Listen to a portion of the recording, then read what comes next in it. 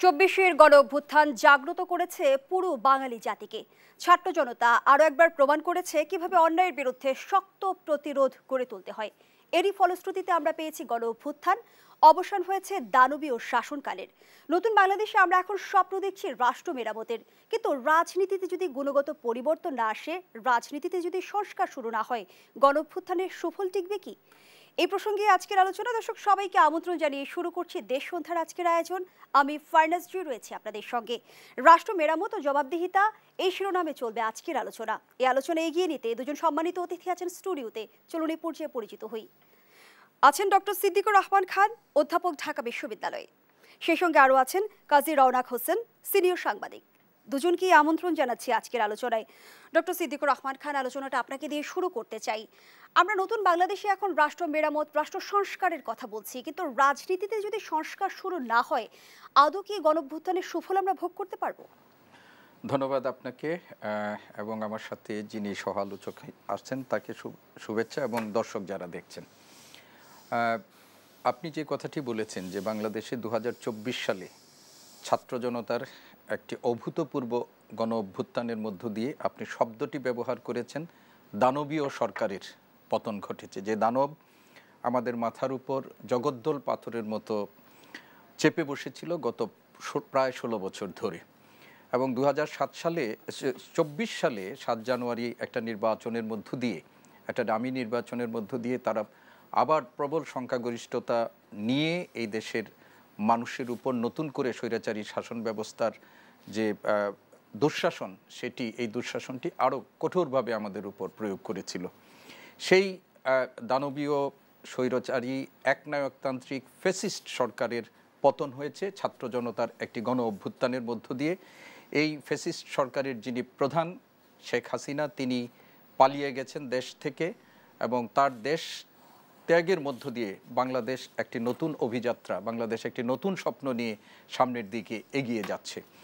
এবং সেই অভিযাত্রায় আমরা জানি যে প্রায় 8 শতাধিক মানুষ সেখানে আত্মহুতি দিয়েছে, ছাত্র, শিশু, সমাজের বিভিন্ন শ্রেণী পেশার মানুষ। সেই রক্তের বিনিময়ে যে বাংলাদেশ আমরা পেলাম, এবং বলা হচ্ছে যে আমরা একটা দ্বিতীয় মুক্তিযুদ্ধের মধ্যে দিয়ে একটি নতুন স্বপ্ন নিয়ে বাংলাদেশের অভিযাত্রা শুরু হলো। সেই অভিযাত্রার একটা বড় দাবি হচ্ছে রাষ্ট্র মেরামত, এবং সেই রাষ্ট্র মেরামত আমাদের শাসন কাঠামো থেকে শুরু করে অর্থনীতি, আমাদের বিচার প্রশাসন, সব দিকেই, আমাদের শিক্ষা ব্যবস্থা, সব দিকেই একটা সংস্কার বা মেরামতের দাবি উঠেছে, এবং এই দাবি নিয়েই কিন্তু এই আন্দোলনটিও পরিচালিত হয়েছিল। এখন একটি অন্তর্বর্তীকালীন সরকার দায়িত্বভার গ্রহণ করেছেন। সেই সরকারের আজকে বয়স হয়েছে 17 দিন, এবং এই 17 দিনের বয়সের মধ্যে এই সরকারকে একটি প্রবল সংকটের মধ্য দিয়ে যেতে হচ্ছে। রাজনৈতিক ক্ষেত্রে আমাদের সংকট আছে, অর্থনীতি, আমাদের ভঙ্গুর একটা অর্থনীতি নিয়ে এই সরকার যাত্রা শুরু করেছে। আমরা যেরকম এইবার একটা আন্দোলন বা গণ অভ্যুত্থান পেয়েছি, যেটি বাংলাদেশের ইতিহাসে একটা অনন্য একটা অভ্যুত্থান, এবং একই সাথে যে সরকারটি প্রতিষ্ঠিত হয়েছে সেই সরকারের কিন্তু কোনো স্বাভাবিক প্রক্রিয়ায় তারা আসেনি। একটি বিপ্লবের পর আমরা জানি যে বাংলাদেশ কার্যত 3 দিন সরকারবিহীনই ছিল। এরকম একটা অবস্থার মধ্য দিয়ে এই সরকার দায়িত্বভার গ্রহণ করেছে, এবং এই সরকার দায়িত্বভার গ্রহণ করেই তাদের রাষ্ট্র মেরামতের নানা দিকে তাদের নজর দিতে হচ্ছে। ইতিমধ্যেই আমরা দেখছি, একটু আগেই আমি ওনার সাথে কথা বলছিলাম, যে আমরা যেন হঠাৎ করে 15 বছরে আমরা যা বলতে পারিনি, সব পেন্ডুরার বক্সের মতো আমাদের দাবি নিয়ে সরকারের উপর আমরা হুমড়ি খেয়ে পড়ছি, এবং দাবির হিড়িক লেগে গেছে। তো একটা সরকার 17 দিন বয়স, সেই সরকারের কাছে এই দেশের মানুষের প্রত্যাশা আছে, এতে কোনো ডক্টর সিদ্দিকুর রহমান খান, আমরা যে দাবি করছি বা আমাদের যে প্রত্যাশা রাষ্ট্র মেরামত, পুরো রাষ্ট্রকে পুনর্গঠন করার সক্ষমতা আসলে অন্তর্বর্তী সরকারের আছে কিনা, বা যদি থাকেও মেয়াদ কতদিন হবে? দেখুন, আমি একটা জিনিস বলতে চাই যে এই সরকারের কাছে যেটি বললেন আপনি, যে আমাদের তো একটা প্রত্যাশা আছে, সেই প্রত্যাশা হলো মেরামত। আমরা মনে করি এই রাষ্ট্রটি মেরামত করার জন্য আমাদের এখন 3 ধরনের ব্যবস্থাপনা দরকার। একটা হলো স্বল্পমেয়াদী কিছু পরিকল্পনা, এবং এই পরিকল্পনা বাস্তবায়ন, মধ্যমেয়াদী কিছু পরিকল্পনা, এবং দীর্ঘমেয়াদী পরিকল্পনা। এই 3 মেয়াদী পরিকল্পনার মধ্যে এই সব পরিকল্পনা এই সরকারের পক্ষে সম্ভব না। তবে এই সরকার একটা সূচনা করবে এবং একটা ভিত্তি দিয়ে যাবে, এইটা কিন্তু আমাদের কাছে প্রত্যাশিত। কারণ একটা যে সরকার প্রতিষ্ঠিত হয়েছে দীর্ঘমেয়াদী একটা অনির্বাচিত সরকার আমাদের উপর থাকুক, সেটা আমরা চাইবো না। আমরা গণতান্ত্রিক সরকার ব্যবস্থার অনেক ধরনের সীমাবদ্ধতা আছে, দোষ ত্রুটি আছে, কিন্তু গণতান্ত্রিক সরকার ব্যবস্থার চেয়ে উত্তম সরকার ব্যবস্থা বিকল্পও আমাদের হাতে নেই। তো ফলে এই যে আন্দোলনটা হয়েছে, এই আন্দোলনের কোটা বৈষম্য দিয়ে শুরু হয়েছিল, কিন্তু এই আন্দোলনের একটা অন্যতম লক্ষ্য ছিল মানুষের ভোটাধিকার প্রয়োগের ব্যবস্থা করা, মানুষ যেন তার গণতান্ত্রিক অধিকারটা ফিরে পায়, মানুষ যেন তার বাক স্বাধীনতা ফিরে পায়। এটাও কিন্তু এই আন্দোলনের অন্যতম গুরুত্বপূর্ণ লক্ষ্য, এবং সেই লক্ষ্যের মধ্যে মানুষের ভোটাধিকার নিশ্চিত করার জন্য এই সরকারকে একটা ব্যবস্থাপনা করতে হবে। আমরা যেটা চাই যে এই সরকার সব কিছু মেরামত করবেন তা না, কিন্তু মেরামতের কর্মযজ্ঞের সূচনাটা তারা করবেন, এটা একটা ভিত্তি রচনা করবেন। পরবর্তীতে এসে গণতান্ত্রিক সরকার যারা আসবে বা জনগণের ভোটাধিকারের ভিত্তিতে যে সরকার প্রতিষ্ঠিত হবে, সেই সরকার এই সরকারের সূচিত সংস্কার কার্যক্রমকে এগিয়ে নেবেন। এবং আমাদের এই সরকারের কাছে আরেকটা প্রত্যাশা আছে, সেই প্রত্যাশাটা হলো যে এই সরকার একটা টেকসই ব্যবস্থাপনা দিবেন, যে ব্যবস্থাপনাটা পরবর্তী সরকার এসে তারা বাধ্য হবেন যে এই প্রক্রিয়াটাকে সামনে এগিয়ে নিয়ে যেতে, এর কোনো বিকল্প নেই। আরেকটি যেটি আপনি বলছিলেন যে রাজনৈতিক সংস্কার, অবশ্যই রাজনৈতিক দলগুলোর মধ্যেও সংস্কার লাগবে। আমাদের গতানুগতিক যে রাজনৈতিক ধারা, সেই রাজনৈতিক ধারার মধ্যে একটা পরিবর্তন আমাদেরকে অবশ্যই আনতে হবে।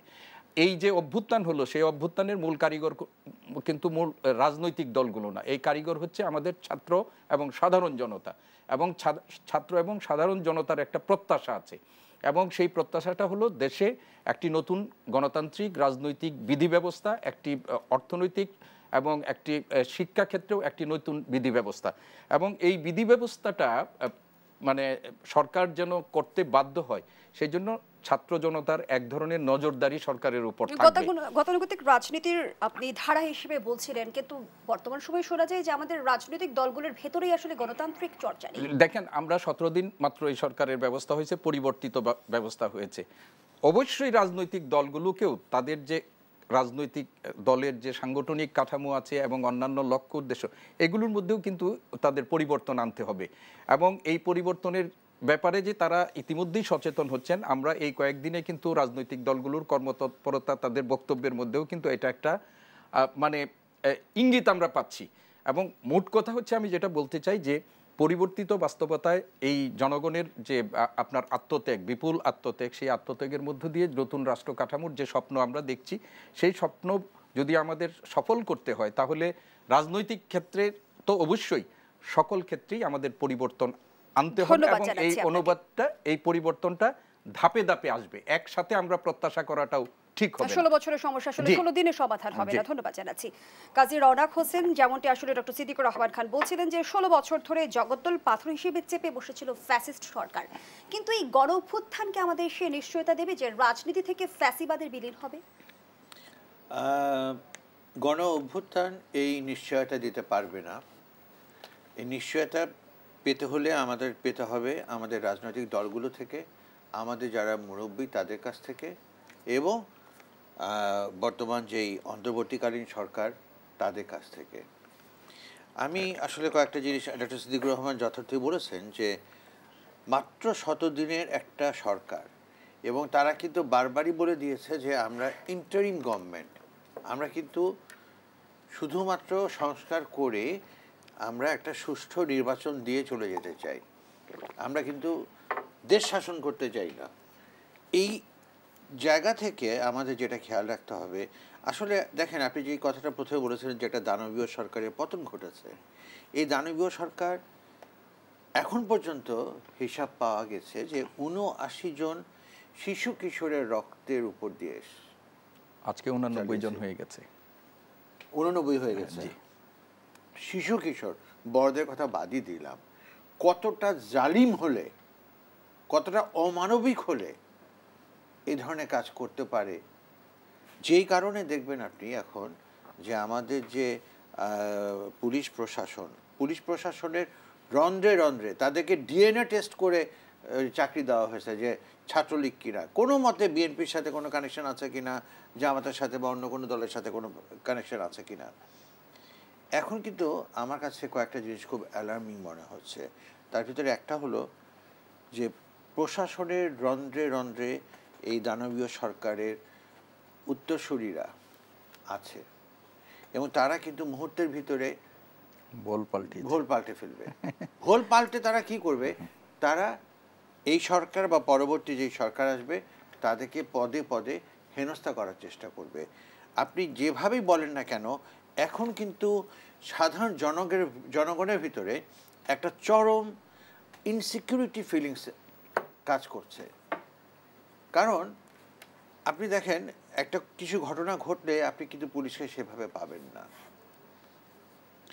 আর এই সরকারেও একটা জিনিস খেয়াল করতে হবে, পুলিশ এখন যেই মামলাগুলো করছে, এই মামলাগুলোর ভিতরে তারাই কিন্তু এমন কিছু এলিমেন্ট ঢুকিয়ে দিচ্ছে যাতে করে ভবিষ্যতে এই মামলাগুলো সব ঠুনকো হয়ে উড়ে যাবে। ব্যারিস্টার সারা এটা কালকে বলেছেন। হ্যাঁ হ্যাঁ, যেমন আমি আপনাকে বলি একটা জিনিস, যে কোনো একজন মন্ত্রীর এগেনস্টে মামলা হলো, 500 জ্ঞাত 1200 অজ্ঞাত। এই যে অজ্ঞাত আসামির বিরুদ্ধে যে মামলা করা হয়, এটা আসলে অন্য কিছু না, এটা হলো গ্রেপ্তার বাণিজ্য, ব্যবসা। তো আমরা যদি, এই সরকারও যদি সেই বাণিজ্যকে চেক করতে না পারে, বলতে হবে, কারণ যার বিরুদ্ধে করা হচ্ছে তার এত মানে অপকর্ম আছে যে এই 1200 লোকের দরকার নাই, তাকে মানে পালের গোদাকে ধরলে পরে সবাই ঠান্ডা হয়ে যাবে। ঠিক একইভাবেই দেখেন যে চাঁদাবাজি কিন্তু আগে ছিল একটা দল চাঁদাবাজি করত, সেই দলটি এখন পালিয়ে গেছে, এখন নতুন দল চাঁদাবাজি করছে। চাঁদাবাজি তো বন্ধ হয় নাই, চাঁদাবাজরা পরিবর্তিত হচ্ছে, চাঁদাবাজরা পরিবর্তন হচ্ছে। আগে ছিল এক্স, এখন হয়েছে ওয়াই। তো আপনি যদি এটাকে বন্ধ করতে না পারেন, আপনার তো হবে না। তারপরে দেখেন যেটা মানে সবচেয়ে কঠিন আমি যেটা মনে করি সেটা হলো যে এই সরকার এসে এমন একটা সরকার ব্যবস্থা পেয়েছেন, হ্যাঁ, যেটার আনাচে কানাচে অলিতে গলিতে রন্ধ্রে রন্ধ্রে পূর্ববর্তী সরকারের ফ্যাসিস্ট সরকারের লোকজন সব ঢুকে আছে। কাজেই তাদেরকে দূর করে, তাদেরকে সরিয়ে একটা সুন্দর মানে আমরা যেরকম চাই সেরকম একটা সরকার গঠন বা সেরকম একটা প্রশাসন গঠন খুব কষ্টের ব্যাপার, কিন্তু সেটাই করতে হবে। সাথে আর একটা জিনিস আমি বলবো, রাজনৈতিক শিষ্টাচারটা ফিরিয়ে আনতে হবে। এই যে রাজনৈতিক সংস্কার শুধু না, সংস্কারের সাথে শিষ্টাচারটা ফিরিয়ে আনতে হবে। কেন একটি দলের নেতারা 8টি দলের নেতাদের সাথে বসে চা খেতে পারবে না, যেটা আগে ছিল? কিন্তু আগে কিন্তু যখন একজন নেতা অন্য কোথাও যেত, ঢাকার বাইরে যেত, সেখানে সে বিগত সময় আমরা যেমনটি দেখেছি বিরোধী দল কিংবা মতকে আসলে দমন করার যে অপচেষ্টা, সেটির পরিবর্তন নিশ্চয়ই আপনি বলছেন। ধন্যবাদ জানাচ্ছি কাজী রওনাক হোসেন, ডক্টর সিদ্দিকুর রহমান খান। যেমনটি আসলে কাজী রওনাক হোসেন বলছিল যে, আমি কি আরেকটা জিনিস অ্যাড করতে পারি?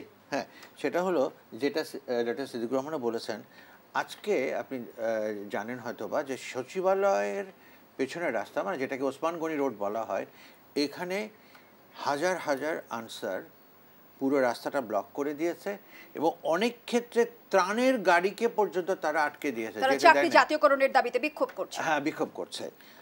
এই সমস্ত দাবি দাওয়া হঠাৎ করে কেন আসলো? আমার তো মনে হয় যে এদেরকে পেছন থেকে কারা কলকাঠি নাড়ছে।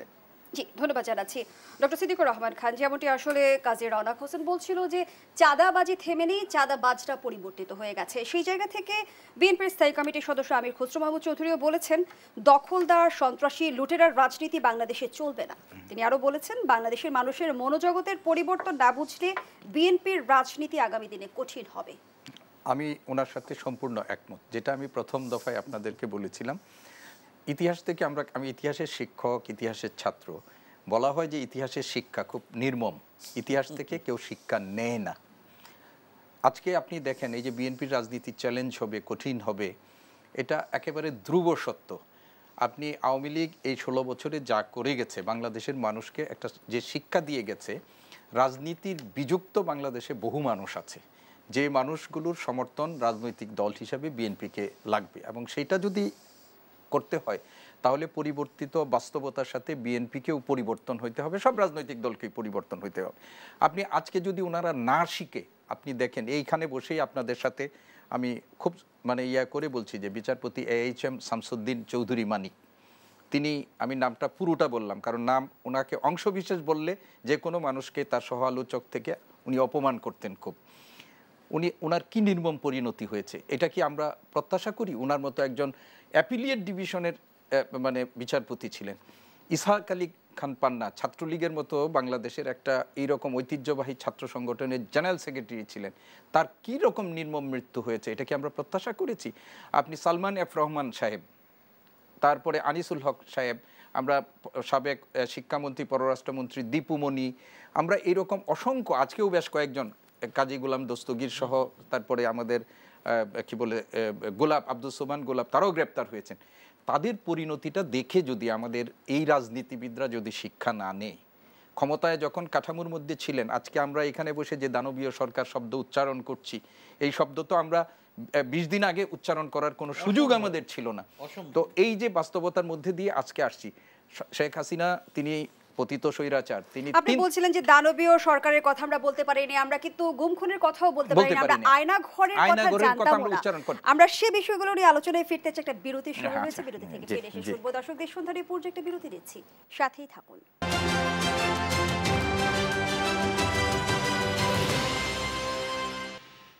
ফিরে এলাম, আপনারা দেখছেন দেশ টেলিভিশনের নিয়মিত আয়োজন দেশ সন্ধ্যার। রাষ্ট্র মেরামত ও জবাবদিহিতা, এই প্রেক্ষাপটে চলছে আজকের আলোচনা। ফিরছি আলোচকদের কাছে। ডক্টর সিদ্দিকুর রহমান খান, আগের অংশে যে আলোচনায় আমরা ছিলাম, অপরাজনীতি একটা সময় আমাদের এতটাই গ্রাস করেছিল যে আপনি বলছিলেন যে দানবীয় শাসন ব্যবস্থার কথা আমরা মুখে উচ্চারণই করতে পারিনি, আমরা গুম হয়ে যাওয়ার ভয়ে গুমের কথা বলতে পারিনি, আয়নাঘরের বিষয়টি আমাদের জন্য অজানাই ছিল। আয়নাঘরের কথা আমাদের অজানা ছিল না। আমরা দেশের মিডিয়া না বলতে পারলেও আমরা আল জাজিরা সহ বিভিন্ন জায়গায় আয়নাঘর আমরা জেনেছি। আমরা আয়নাঘরের এখন যে ভয়াবহ চিত্র আয়নাঘরের, আমরা সেটা আমাদের কল্পনারও বাইরে ছিল যে কি নির্মম এবং কি মানে দুঃসহ জীবন আয়নাঘরের বাসিন্দাদের পালন করে। একটু আগে ওনাকে শুনলাম নটরডেম কলেজের ছাত্র ছিলেন, একজন নটরডেম কলেজের শিক্ষার্থী, তার দুঃসহ আয়নাঘর জীবনের 72 দিনের জীবনের যে চিত্র সে তুলে ধরেছিল, আমরা দেখে আমার চোখে পানি এসেছে এবং আমরা ইতিমধ্যেই দেখেছি।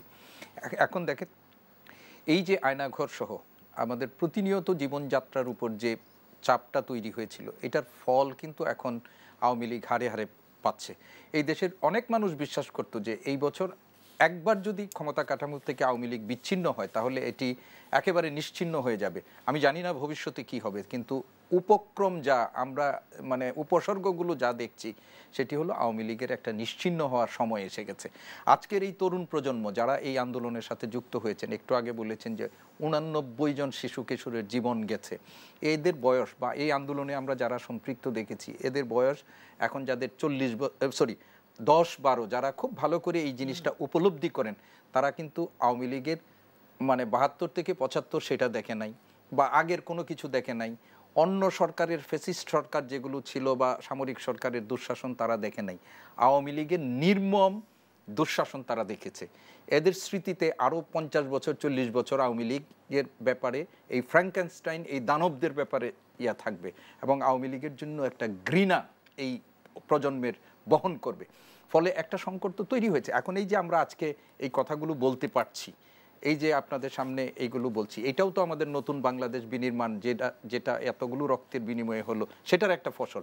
এখন আপনি যেটা বলেছিলেন যে আমাদের তো সব দিকেই আমাদের একটা মেরামত করতে হবে। আজকে ডক্টর মোহাম্মদ ইউনূসের নেতৃত্বে যে সরকারটি গঠিত হয়েছে, সেই সরকারে যারা আছেন প্রত্যেকেই কিন্তু প্রাজ্ঞ বিজ্ঞ, নিজ নিজ ক্ষেত্রে বিভিন্ন শ্রেণী পেশার মানুষের সমন্বয়ে গঠিত হয়েছে। তাদের কিন্তু দরকার হলো তাদের জন্য একটু স্বস্তির সময়। আজকে একটু আগে এখানে আপনাদের এখানে ঢুকলাম, যখন আমি ব্রেকিং নিউজে দেখছিলাম ডক্টর মোহাম্মদ ইউনূস 7:30টায় আজকে জাতির উদ্দেশ্যে তিনি ভাষণ দিবে। দেখেন, একদিকে এই স্বৈরাচার সরকারের মানে 16 বছরের দুঃশাসনের একটা তো তাদের টানতে হচ্ছে, মানে এই যে অচল অবস্থা সেটাকে টেনে নিয়ে যেতে হচ্ছে। এর মধ্যে আমাদের দেশে একটা হলো ভারতীয় পানি আগ্রাসনের সাথে সাথে অতিবৃষ্টিজনিত কারণে বাংলাদেশের দক্ষিণ পূর্বাঞ্চলের এই যে 12টি জেলার প্রায় 1.5 কোটি মানুষের যে অবর্ণনীয় জীবনযাত্রা, এটাও কিন্তু এই সরকারের জন্য সেখানে প্রশ্ন আসে যে প্রতিবেশী দেশ ভারতের বডি ল্যাঙ্গুয়েজ কি বার্তা দিচ্ছে। আমি সেই প্রশ্নটি আপনার কাছে রেখে যেতে চাই। ধন্যবাদ জানাচ্ছি এই পর্যায়ে জনাব রওনাক হোসেন। আপনি বলছিলেন যে 89 জন শিশু কিশোর হত্যাকাণ্ডের শিকার হয়েছে বিগত, আমরা যদি জুলাই ট্র্যাজেডির কথা বলি, প্রকৃত মৃত্যুর সংখ্যাটা কিন্তু এখনো আমাদের অজানা। সেই জায়গা থেকে ইতিমধ্যেই কিন্তু জুলাই গণহত্যার বিচার দাবি করছে আন্দোলনকারীরা। কোন প্রক্রিয়ায় বিচার হলে, যদি বলি যে ন্যায় বিচার সুনিশ্চিত করতে পারবো আমরা? এই বিচারটা মানে ন্যায় বিচার পাওয়াটা খুব কষ্টকর হবে। কারণ হলো যে এত বিস্তৃত এই ফ্যাসিস্টদের কর্মকাণ্ড ছিল, বিশেষ করে শেষ দিন যখন হাসিনা হেলিকপ্টারে করে পালিয়ে গেছে ভারতে, তখনও যাত্রাবাড়িতে পাখির মতন মানুষকে মেরেছে পুলিশ। অনেকেই বলে যে তোমরা পুলিশকে যে পুড়িয়ে মারলো এটা দেখলা না। ভাই, পুলিশকে পুড়িয়ে মেরেছে, খুব কষ্টের ব্যাপার। কিন্তু পুলিশ যে একটা লোক এরকম ছোট্ট জায়গায় যে লুকালো, তাকে এসে পয়েন্ট ব্ল্যাঙ্ক গুলি করে মারলো। ওই দিন 54 জনকে মেরেছে যাত্রাবাড়িতে, ফ্লাইওভারের নিচে। এর দায় কে নিবে? সুতরাং একটা কথা আছে যে প্রকৃতির প্রতিশোধ, আর একটা হলো যে সবাইকে তার কৃতকর্মের ফল ভোগ করতে হবে। এখন আমাদের দেশে পুলিশ অনেকটা নিষ্পৃহ হয়ে আছে, তারা প্রপারলি কাজ করছে না। কিন্তু তারা যদি নিজে থেকে ইমপ্রুভ না করে, এই স্টুডেন্টরা তারা কিন্তু ছেড়ে দেবে না। কিন্তু এই যে রাষ্ট্রীয় বাহিনীর প্রতি জনগণের যে অনাস্থা তৈরি হলো, সেই আস্থা অর্জন কতটা চ্যালেঞ্জিং? এই আস্থা অর্জন অনেক বড় চ্যালেঞ্জের, এবং এই আস্থা আবার ফিরে পাওয়াটা অনেক কষ্টকর হবে। কারণ পুলিশ যে কাজটা করেছে, আসলে পুলিশ করেছে বললে ভুল হবে। আমি বলবো যে অস্ত্র হাতে আওয়ামী লীগের কুখ্যাত ক্যাডাররা এই কাজ করেছে। ক্যাডার বলতে আমি মিন করছি পুলিশদেরকেই। কারণ হলো যে এই পুলিশগুলো একেবারেই গোপালী এবং আওয়ামী লীগ ছাড়া কিছু বোঝে না। কত বড় দুঃসাহস দেখেন যে একটা ওসি তার থানায় বসে সে দলীয় স্লোগান দেয়। ওর তো ওই মুহূর্তে চাকরি চলে যাওয়া উচিত। রাষ্ট্রের শপথ নিয়ে সে পুলিশ হয়েছে, ওসি হয়েছে, আর থানায় বসে সে দলীয় শাসন মানে দলীয় স্লোগান দিচ্ছে। How it is possible? আমাদের একটা কথা বলতে হবে যে অনেক ধরনের দুঃশাসন হয়েছে, অনেক রকম উল্টাপাল্টা হয়েছে। আমাদেরকে স্লোলি যেতে হবে এবং এই ইন্টারিম গভর্নমেন্টকে সুযোগ দিতে হবে, সময় দিতে হবে। সুযোগের চাইতে বড় কথা হলো সময় দিতে হবে। 17 বছরের জঞ্জাল যদি কেউ মনে করে যে 10 দিনে 17 দিনে পরিষ্কার করে ফেলবে, ইট ইজ ইম্পসিবল। আমাদেরকে স্লোলি করতে হবে, আর এমনভাবে করতে হবে যাতে কাঠামো আবার ভেঙে না যায়। ঠক বাঁচতে যেন গা উজাড় না হয়, এটাও আমাদেরকে খেয়াল রাখতে হবে। এবং আমি স্পষ্টভাবে বলতে পারি যে এই ইন্টারিম গভর্নমেন্টে যারা উপদেষ্টা হিসেবে আছেন, তারা প্রত্যেকেই যার যার সেক্টরের প্রাজ্ঞ লোক, অনেস্ট লোক। কিন্তু জনাব রওনাক হোসেন, রাষ্ট্রীয় প্রতিটি গুরুত্বপূর্ণ প্রতিষ্ঠানকে যেভাবে দলীয়করণ করা হয়েছে, আওয়ামী লীগের তৈরি করা নেক্সাস যদি টিকে থাকে বা তাদের দোসররা যদি টিকে থাকে, তাহলে সংকটের সমাধান কি আসবে? প্রশ্নটি আপনার কাছে থাকছে। আবারও বিরতির সময় হয়েছে। দর্শক, দেশ সন্ধ্যার এই পর্যায়ে আবারও বিরতিতে যাচ্ছি, সাথেই থাকুন।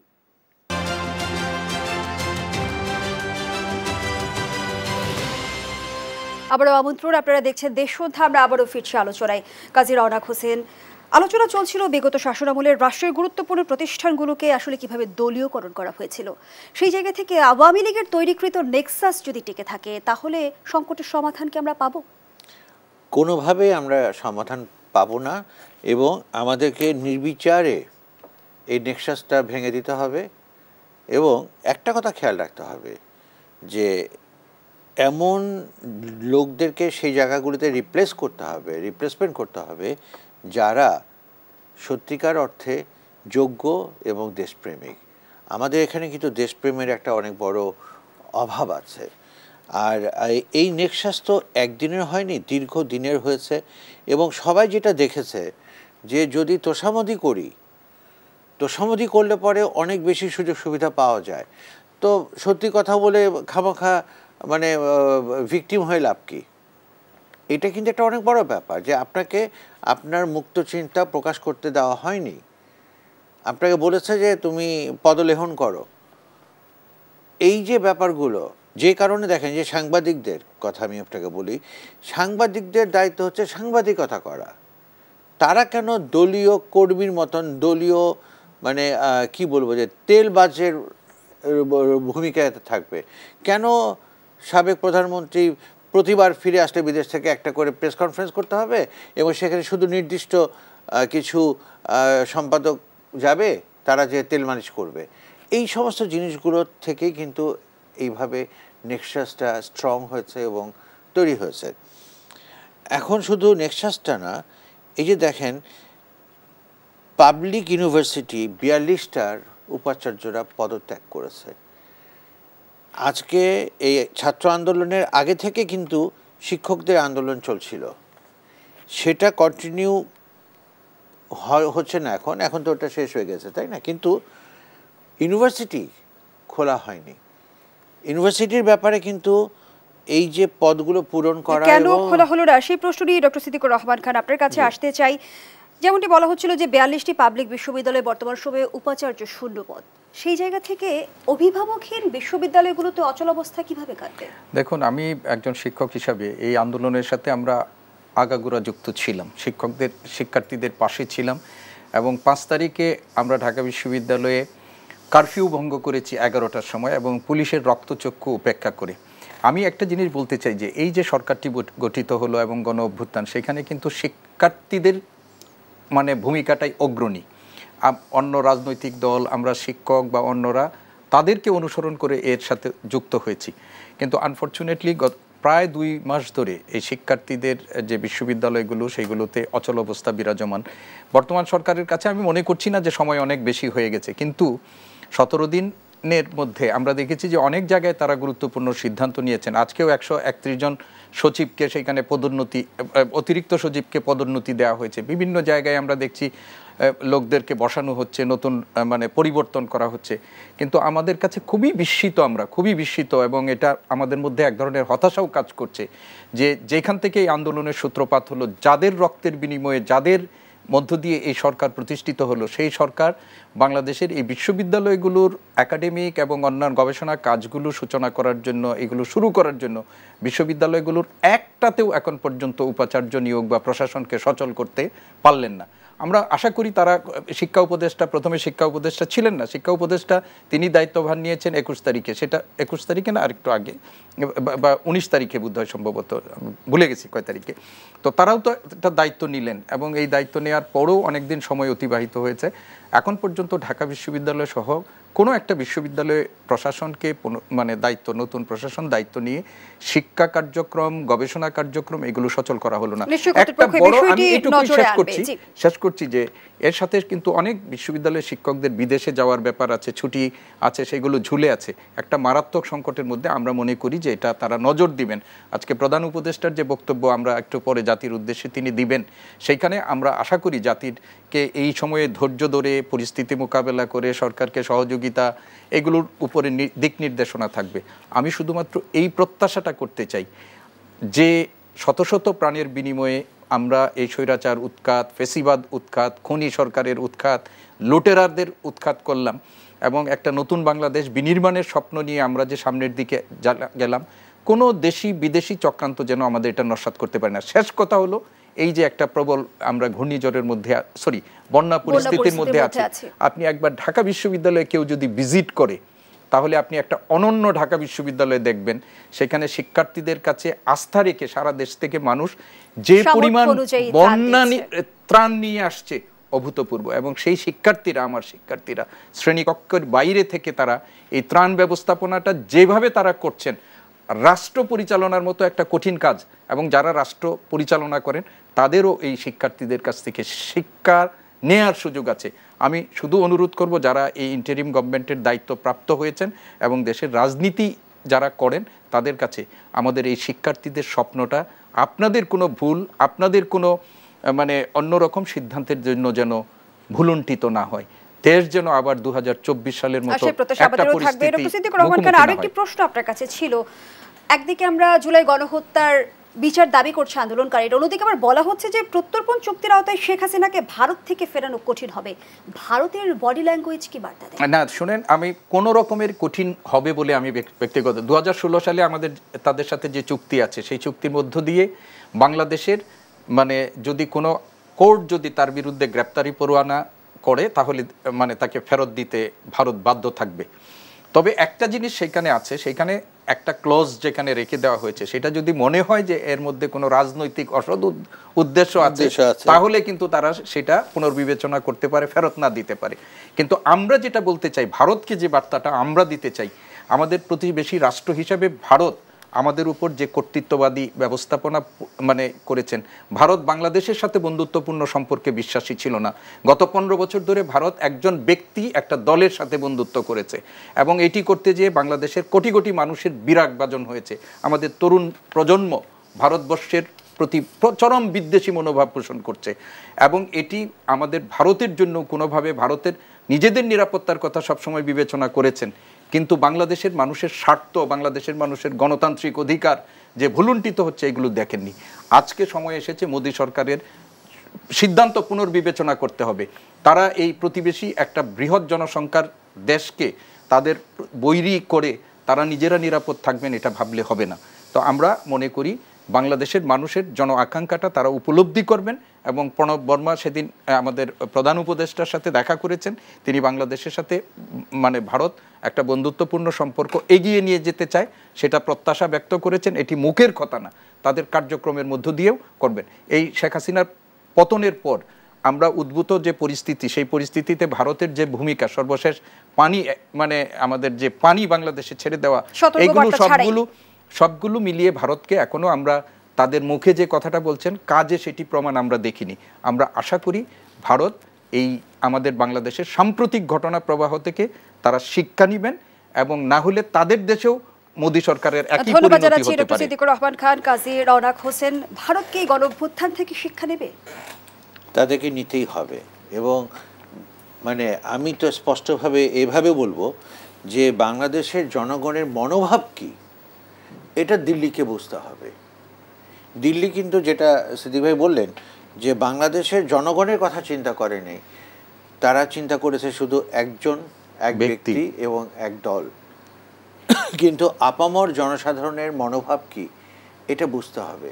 খালি মুখে মুখে বললেই হবে না যে তোমাদেরকে 1 কোটি লোককে আমরা আশ্রয় দিয়েছিলাম আর তোমরা কেন ভারতের বিরুদ্ধাচরণ করো। তো বিরুদ্ধাচরণ না করে কি করবে? এবং বিগত সময়ে বাংলাদেশের নির্বাচন থেকে রাজনীতি, ভারতের অঘোষিত হস্তক্ষেপের কথা কিন্তু সবারই জানা রয়েছে। অবশ্যই। এবং এখানেও তো যে ব্যাপারটা আছে, যে এখানেও যে হাসিনাকে যে তারা আশ্রয় দিল, সেটা কি বাংলাদেশের সাধারণ জনগণ খুব ভালোভাবে দেখছে? নিশ্চয়ই দেখছে না। সাধারণ জনগণ তো এটা চায় না। সাধারণ জনগণ তো চায় হাসিনার শিক্ষা হোক, হাসিনার বিচার হোক। সে যে অন্যায় করেছে, সে যেভাবে নির্মমভাবে, সে কিন্তু হুকুমের আসামি, এবং সে যেভাবে নির্মমভাবে এই যে 1000-এর উপরে লোককে শুধু তার খামখেয়ালিপনায়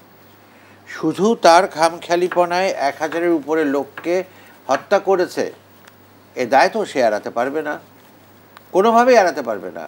আর দেখেন, এটা কিন্তু অনেক আগেই সলভ করতে পারতো, কিন্তু তার একগুঁয়েমি, তার একরোখা মনোভাব, তাই না, এটা তো অনেক আগেই সলভ করতে পারতো।